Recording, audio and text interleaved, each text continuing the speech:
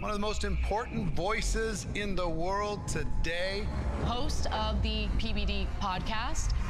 Multiple $100 million entrepreneur. Best treat of the year so far, Mr. Patrick Bet-David in my mess. What a crowd, what an event. Everybody's playing a different role in this battle we're going to face in the next decades. We all love America. Everyone's got a different superpower. And I am looking for a new generation of leaders to rise up. I believe God is looking for the next generation of flag carriers.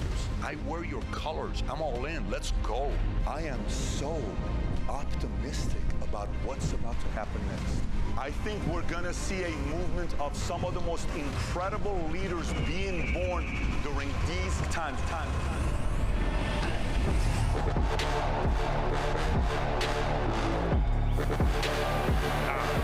Amazing. All right. Right. I love it. What's up? How you doing? How you feeling? Man, this is amazing. How you guys doing? You good? I love it. I love it. I love it. I love it. I love it. I love it. Good. Grab seats. Grab seats. Thank you. Holy moly, it's great to be here with you. Thank you. Thank you. All right, how many guys listen to or watch PBD podcasts? Who watches? All right. We love it. We appreciate your support. We have a lot of fun with this. And by the way, thank you, Tom, for the message. I hate to disappoint you. I saw Michael up here proper with his notes and, reading it. He's been preparing for this for a couple weeks. I hate to disappoint you. I don't have a message written out. I don't have a PowerPoint, but I got a lot of things I want to share with you here. And I thought Michael crushed it. I heard yesterday was on fire with Tucker, with Don. I heard Don gave maybe one of his best talks he's ever given here. And Shapiro was here, and then Steve Bannon and Riley Gaines, all of this stuff. Let me get to it with the time that I have here with you. So, last year, who was here at the event last year? Okay. Do you remember the tension last year? Do you remember what things felt like just a year ago? Everybody was kind of like, oof, what's going to happen? December 2023. There was a lot of heated moments in the Republican Party, all the criticism going after Trump. Maybe it's going to be something else. Biden's going to come up. Oh, year later, today, if everybody told you last year President Donald Trump was going to win, how would you have celebrated last year? You'd be all over the place, right? But here's the thing. November 5th may have been a great day for many of you, conservatives and Republicans. It may have been a great day for President Donald Trump. It may have been a great day with the Avengers that they put together, himself, Bobby Kennedy, that came out in Arizona also at one of the Turning Point USA events. You got Elon Musk. You got Tulsi Gabbard. You got the entire team, Laura Trump, who did a phenomenal job behind closed doors, Vivek, all of these folks. But November 5th, listen to me, folks, was the worst day ever for one person. You know who that one person was? Barack Obama. Not Kamala, Barack Obama. Kamala's not a top 20 player on the Democratic Party. Let me say it one more time. She is not a top 20 player. Barack Obama was number one. Go back and think about his track record. Winning. 2004. It doesn't matter if you're black or white or if you're Hispanic or you're this or you're that. This is about America. This is about unification. Boom! Wins, books, making money on top of the world, two-term president, face of the Democratic Party, goes to all these Jimmy Kimmel, Jimmy Fallon shows. Everybody loves him. George Clooney, celebrities, he's a rock star. He's the black Jesus for the Democratic Party. This was the worst day of his life, November 5th. Here's why, though. Let me tell you why. Look, how many guys used to play basketball or baseball or some kind of sports? How many guys were really good? Raise your hand if you were really good. How many guys think you were really good, but you actually played college sports? Raise your hand if you played college. So these guys were really good. Raise your hand if you played college sports. Okay. Anybody here ever played professional, like somebody paid you to play? Not illegally back in the days in college, but Okay, some of you guys got paid. Do you know what happens when you used to be great in sports and people used to come and watch you? And then 5 years go by, 20 years go by, and now you play, your kids don't even want to watch you. You're no longer interesting when you play basketball, right? This happens to us with looks. This happens to us with fame, when we had a great show. This happens to us with a lot of different things. No one's interested in what he has to say anymore. So then you fast forward and you say, okay, Pat, where are you going with this? This is the part. Hear me out. Because today, Trump, Musk, team, J.D. Vance, which by the way, I got to tell you guys up front, I was not a J.D. guy up front. I thought J.D. did an incredible job the last 4 or 5 months. I thought he played a phenomenal role the last few months, and I'm just being upfront with you. I don't know this guy. I was watching some of the old clips, but now when you watch him, the debate, the way he handled it, when Waltz talked about what happened to his family, you saw the gentle side of him of saying, I'm so sorry your family had to go through this. It was a very unique way when we saw this. So why am I presenting this thing to you here the way that I am? See, for us at Valuetainment, we're going on a 40-year run. We're going to do some things for the next 40 years. If God keeps us healthy, my 12-year-old son is here. I don't know where he's at. Tico is somewhere here. Can you stand up, please? I brought my 12-year-old son here. I am so glad that Charlie Kirk does these types of events, because in the future, I can bring my kids here every year. Just so you know, yesterday, I finish up the office. I drive late at night to go with my family at the vacation spot that we got. I got everybody situated. I get on the jet. We come down here. We barely landed. I walk in here. She's put on the mic. I hit the stage. We're going to be here for 2 hours, get back on the jet and go back to the family. We'll land around 1:30, 2 o'clock, because we're completely on the opposite side. But we do this because I believe Charlie Kirk in the last 12 months was the top 5 most formidable voices on what happened with this victory. I put him as a top 5. So stay with me here. Stay with me here. What happens when you win? Think about what happens when you win. This is very important for all of us to be aware of this. What happens when you win? How do you walk when you win? Tall. How do you walk when you lose? How do you walk when you lose? Okay, but let me ask you a question. Well, watch this here. Watch this here. It's very important. I've ran an insurance agency for 20-something years, and I watch my guys, after an award ceremony, they would come up and say the guy wins the MVP. And he'd come up, yeah, and we beat you guys, and we did this, and we did that, and we did this. And I would always go back. The winner, almost always, their level of paranoia drops a little bit. Arrogance goes up. Speed slows down because you won. And you think you're always going to win. You know what's the best case study of this? What the Democrats did the last 4 years. They won, and during COVID, they embarrassed everybody. They forced veterans to take a vaccine they didn't want to take. They forced veterans to get out. They forced people to do things that made no sense. My son, I'll never forget, one day we're sitting down, he's 8 years old, we're in Dallas. Jennifer says, babe, you got to come talk to Tico. What's up? He misses his friends. He wants to go to school. I said, babe, I'm going to be his teacher. He's going to come to the office every day. We had one of our best 90 days together during COVID when he was at the office, reading books, all this stuff that we were doing. I was his teacher while I'm running the company. But watch this. When that happened, the Democrats got so arrogant, thinking they're going to own it for 20 years. And they started bullying, and they forgot about the message of America, the greatest country in the world. How this guy from Iran who lived there for 11 years would watch Rocky IV over and over and over and over and over and over again, because the dream was to one day come to this country. We left Iran 6 weeks after Khomeini died. We go to Germany. I live at a refugee camp for a year and a half. Then I come here November 28, 1990. I cannot believe I'm in America. This is almost like I have to pinch myself. We're in America. I'm walking around the airport looking for Sylvester Stallone. Where's Rocky? Where is Gremlins? Where is this gremlin? Are they going to pop up? Where are all these? Where's Ghostbusters? We're looking for all these guys, because America to me is movies. But they got arrogant. And they moved like they're going to control you forever. Abusive policies, the LGBTQ agenda, the woke policies. And by the way, Peter Thiel said it best when he was on a podcast with Barry Weiss. He said, you realize When Musk got up and he says, this is the most monumental election of all time. Peter Thiel, who's a billionaire, very important guy behind closed doors.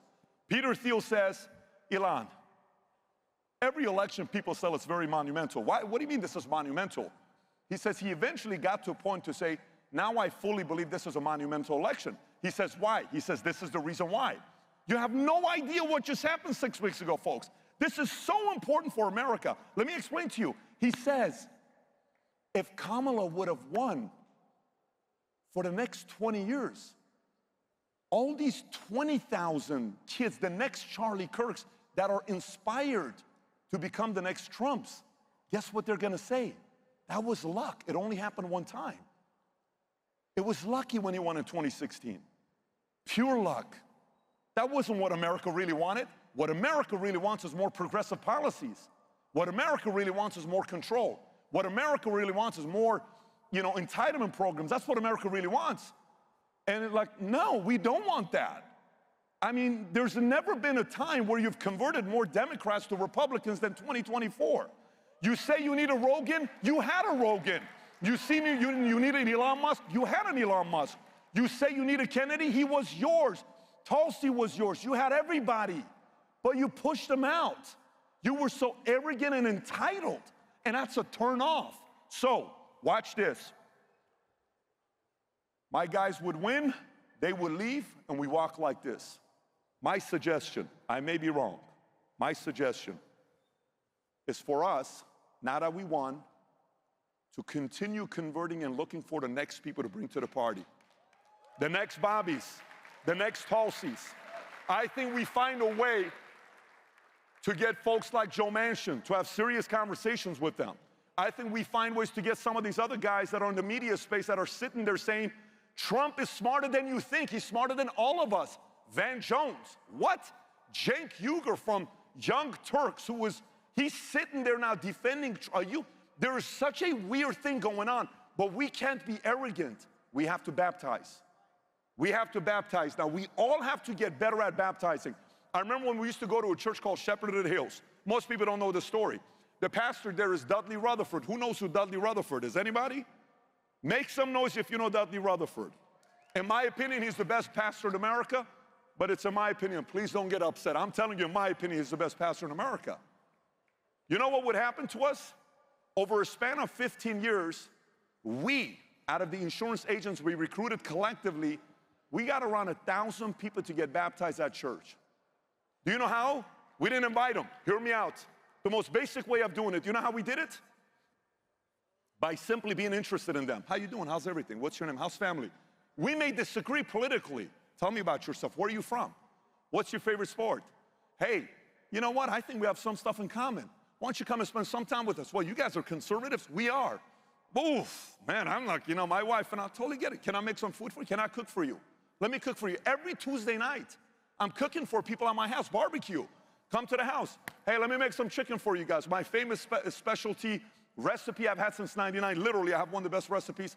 Obviously, I'm saying it. If I was to get into the chicken restaurant business, we would blow it up. I'm just not interested. So don't connect me and say I have the #1 chicken produce company in the world. I'm not getting into that business. But we would sit there. And people who said they would never, ever sell life insurance for the rest of their lives wanted to get into the business. People who say they will never be conservatives, ever. Me, conservative, libertarian, independent, Republican, never. The way we treat them the next 4 years, we're gonna get these guys, you know what they're gonna say? It's gonna be like this. Stephanie Rule, I call Kamala, they don't pick up. I call Biden, they don't pick up. 50 layers of people. I call Trump, he picks up. I just wanted to do an interview, and you heard what she said. She said, F off, right? He said to her, F off, the words. She's not saying that words, but Trump said, I'm not interested. But she says the fact that Trump is available, she's complimentary of the fact that at least I can get a hold of this guy. I think if we do this strategy the next 4 years, I think the key is now the lead. We have a lead now, but it's not that big of a lead to get arrogant. I think if we take the lead, this could be a 20-year run we go on. And when I mean 20-year run, this is what I mean by it. Think about the bench that we have right now. Trump right now is the president. president-elect, soon to be president. And we all have to stay paranoid till January 20th to see what happens. All these drones we're seeing all over the place, we have to be very paranoid, skeptical, and not believe anything until we kind of size everybody up to see what's going on over here. And I'm glad the fact that he's making a decision to not go visit Bedminster right now. I think the people that are around him need to be overly protective and make sure that that decision-making is processed the right way until he is in. Once we're in, then we can kind of play a little bit more offense. But from there on, think about what happens now. J.D. Vance proved he can debate. J.D. Vance proved he can sit up against anybody in media and shut them down. Vivek proved he's not afraid of anybody. He's formidable, brilliant. He can go up against anybody, right? Laura Trump, my opinion, some are not gonna like this, but it is what it is. I believe Eric and Laura Trump may be the #1 couple, power couple in the Republican side. Eric and Laura. Eric, formidable. Laura, what she did with the 2,000 lawyers, unbelievable, right? They're at the top as well. The bench that we have, Don Jr. behind closed doors. Don Jr. has played such an important role of getting people to like him. Getting people to like him. A lot of decisions were made behind closed doors because people went through Don. So, hey, I go through Don. Don was the filtering process. Don built a relationship. This is a good guy. And then the introductions made. Don played a very important role. Then they got Charlie Kirk. He's only 31 years old. The bench is deep, which means this bench could go for 20 years. But my ideal situation would be for us to all focus on baptizing. Disrespect less. Disrespect less. Baptize more. Get to know the opposition a little bit and baptize them. Get to know them. Surprise them with unreasonable hospitality. Give them a kind of a treatment they've never gotten before. Let them walk away saying, why is this guy who's supposed to not like me treat me better than the people who are supposed to like me? Why are you so good to me? And then they go to sleep in bed at 10 o'clock at night, 10:30 at night with their wives, and they say, babe, you know what's the weirdest thing that happened? Yeah, what about it? You know the Jackson family down the street? Yeah, what about those guys, babe? You know what they did today? What? They got you a gift. What? The Jacksons? Yeah, babe, they got you a gift. What gift was it? I have it downstairs, babe. They got you the chocolate that you said one time 2 months ago that you liked. They got a box of chocolate for you, and they just said, give it to Mary. No, they didn't, babe. Here, let's go in the kitchen. This is from them. Babe, what was the motive? There is no motive. No way, they want something from us. No, babe, they just said, give this to her because you say you like the chocolate. What if we do that? What if we all start looking at ourselves? And by the way, sometimes we come over here, and I've been running a business for a long time, and a lot of times everybody thinks, well, you're the CEO. Well, you're the CEO.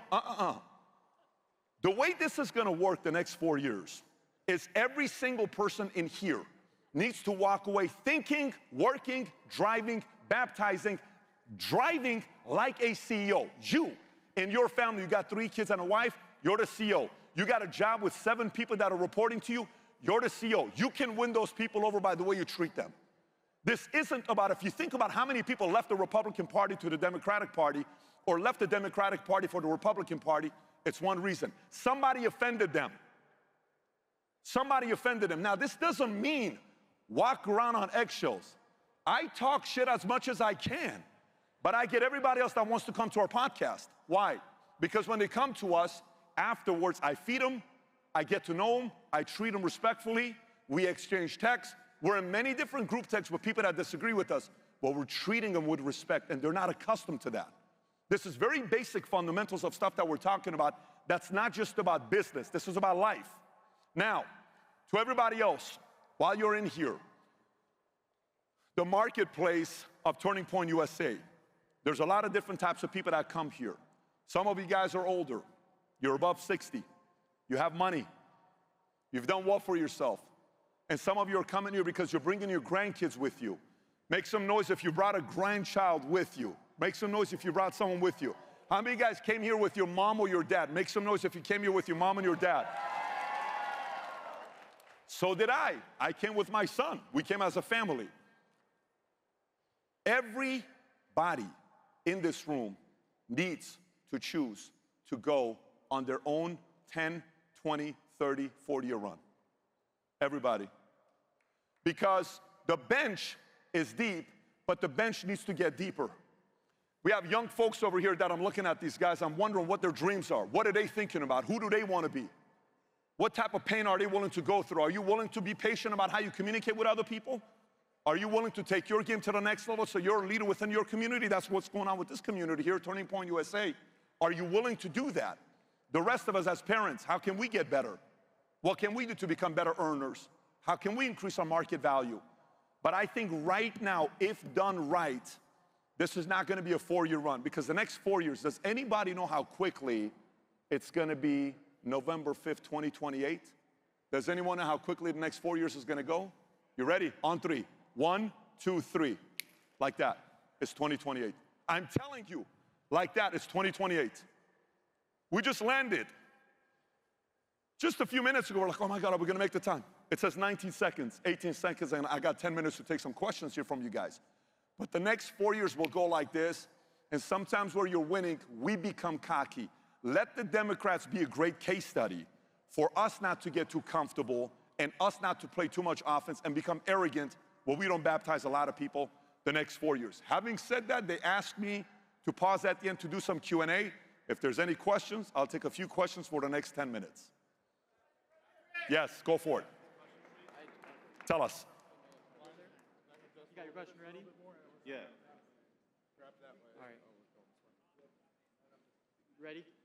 So he said, what is your vision for Iran without the Iranian Republican of ragheads, is what he said. He said that. I didn't say it, so, you know. What's your name, by the way? Mateen? Matisse? Mateen. Cancel culture. His name is Mateen. Please come over here. All right. Love your mustache, by the way. I love your mustache. Much love. By the way, when it comes down to Iran, they're in a rough spot right now if you think about it. They were not wanting this guy to win. Sounds good. They did not want this administration to win. And I've been having a lot of conversations with the Crown Reza Pahlavi of Iran and a lot of different people in Iran. It's going to be interesting the next few years to see how we're going to play ball, what policies we're going to come up with, how aggressive we're going to be. But if there was one person they did not want to see become president, and they really deep down inside did not want to see this guy win, it was President Trump, which is very, very good news for the Iranian people around the world. Collectively, we have to make a lot of noise the next 4 years, a lot of noise the next 4 years to make some progress. Yes, I'll go here with the mic, right here, white shirt. I'll come to you next. Go for it. Hi, Mr. Bet David. My name's David. We met outside, and I'm from Boston, so I'm a Red Sox fan. Sorry about that to you, but Stop it. You have to bring that right now and say you're a Red Sox fan. But go ahead, tell us.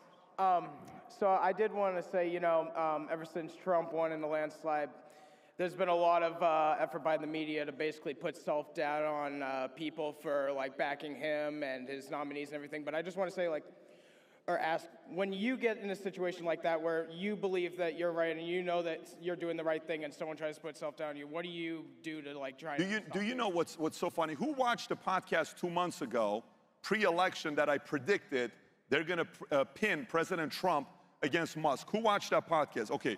Oh, wow. A lot of you guys did. How long ago did I say that, by the way? How long ago was it? 2 months ago? I think it was around 2 months ago. It was pre-election when I said this.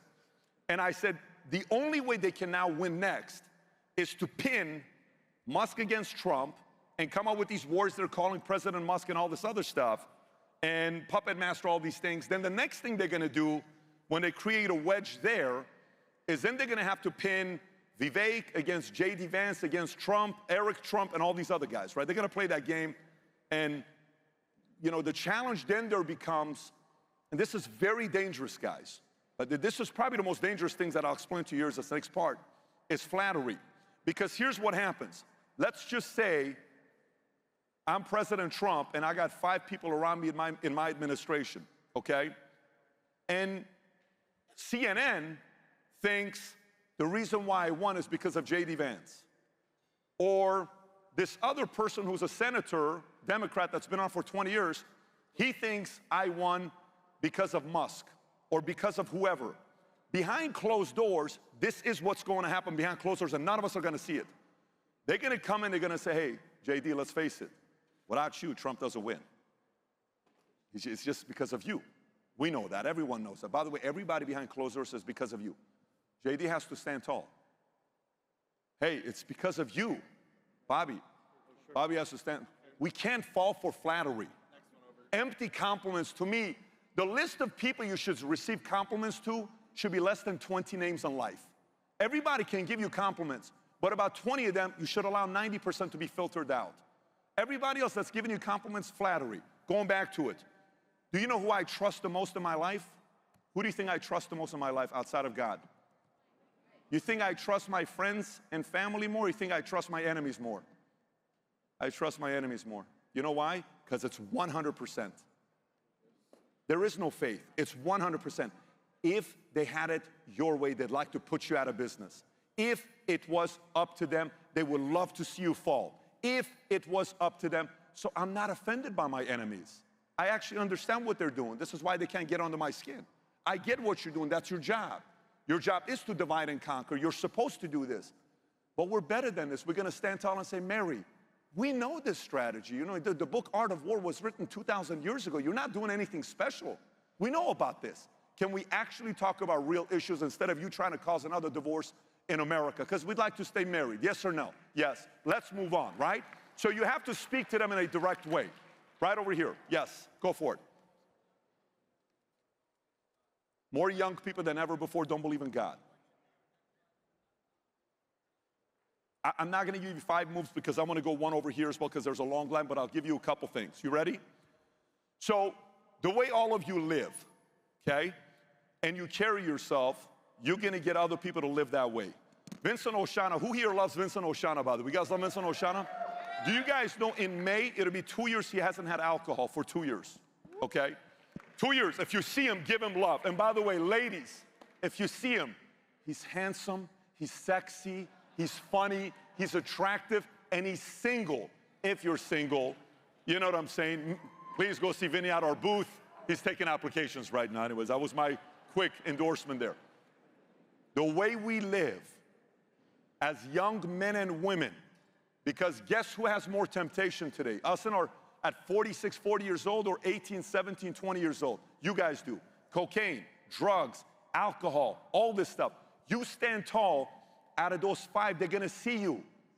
And they're gonna wanna go through church through you. And they're gonna go to Bible study through you. And then indirectly, you change people's lives. This is why I said the next 4 years are about baptizing by the way we live our lives. It doesn't mean walk on eggshells. It doesn't mean we walk on water. But the way we live, we can increase more of the youth wanting to get, be part of church and, kind of have God in their lives. But you guys matter. The way you live matters what happens the next 4, 8 years. I got 4 more minutes, 2 more questions, we'll wrap up. Right here, go for it. This will be the last question, Mr. Bet David. Fantastic, go ahead. Hi, my name is Jake Secondo. I like your show. Now, I know that you are a big supporter of freedom of speech. Would you be willing to have a controversial character on your show like Nicholas J. Fuentes? Would I be, let me tell you what I don't like, okay? What's the purpose of saying the N-word over and over again? Tell me how that helps. You think you're somebody because you can get up and drop that word over and over again? Let's just say you want to have a good family, and you live a good life, you want to have kids. You want your kids to see those reruns of you talking like that? I mean, listen, my son uses a certain word that's, I don't even like speaking like that. Now, is he smart? Is he intelligent? Does he have some ideas? He does. He's a very good communicator. For me, though, if you want to have some time with me, the basis, very simple basis for me is respect. If you bring respect, I'll talk to you. If you don't, I can't do anything there. Thank you. God bless.